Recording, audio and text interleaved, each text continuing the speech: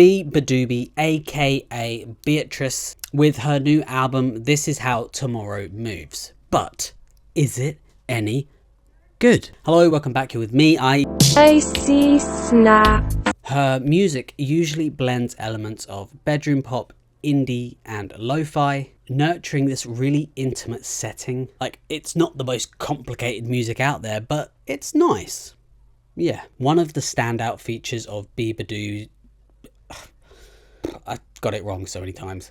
One of the standout features of Beabadoobee's music is her ability to channel her raw emotion into her lyric writing, helping them resonate on a more personal level, whether she's singing about heartbreak or joy. And you really hear this with her new album. This Is How Tomorrow Moves is her third album release, her first being Fake It Flowers, being released in October 2020 and spending a good week on the UK chart at number 8, I believe. Not bad at all. Her second album, Beatopia, being released in July 2022, generally receiving good praise all around and for good reason, except for that Matty feature, but that's a personal issue. And so here we are with album number 3. This Is How Tomorrow Moves, co-produced with the beard known as Rick Rubin. Because of this, the album has a different tone overall compared to her previous work, having a bit of an alternative indie rock feel to it, even a little bit boom bappy here and there. Starting off the album strong with Take a Bite, a well-structured 90s alt-rock inspired track, having a really nice contrast with her gentle yet somewhat soft voice against this real moody backdrop of guitars. But even though it's channeling that era, it's still really clean. Maybe a bit too clean.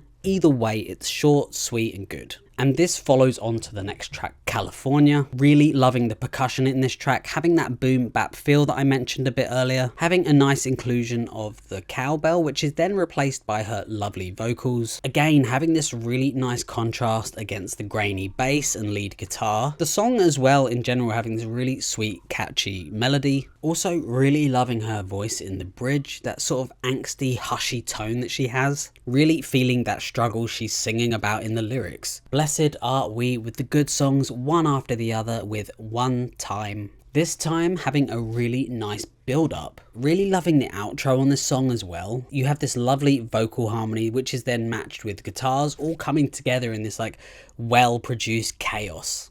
Yeah, sounds really good. After these 3 songs though is where you start to see the album take a bit of a slide. I don't mean that in a way that things suddenly get really bad, but things just don't start to stand out as much. Things sounding kind of the same, nothing super interesting, things like that. And you hear this on Real Man, Tie My Shoes, Girls Song, all kind of singer-songwriter songs. That isn't to say though that the lyrics aren't good, because they really are, and they kind of stand out in the song Girls Song. There are a few other forgettable songs like Everseen and Everything I Want. Everseen though being quite catchy, but left me really wanting more. Especially after having all these sounds and textures in the other song, it just felt like it was playing it a bit too safe. Partway through the album, I really love this change in vibe, feeling really retro with the song Coming Home, sounding like something out of the 50s maybe. Really great use of horns and these really subtle crashes that I like. And then you have Cruel Affair making me feel like I'm sitting in a 70s, 60s sort of hip vibe lounge or something. Nearing the end of the album though with the song Post, the beginning of this song reminding me so much of 7 Day War by DJ Shadow.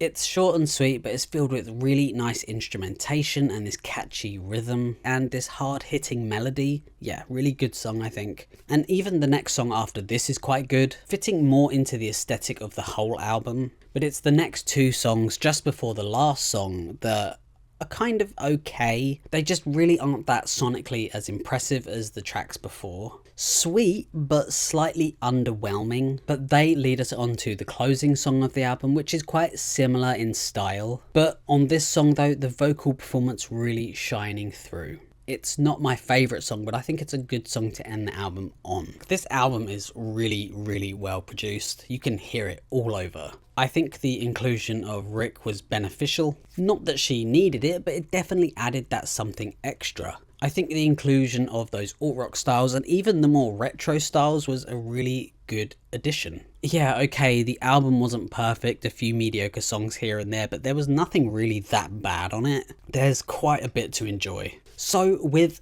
all of that, I would definitely give this album a 7.5 out of 10. Thank you so much for watching. I hope you enjoyed it. Let me know below. If you have any suggestions or recommendations, let me know. And yeah, hopefully catch you on the next one. Goodbye.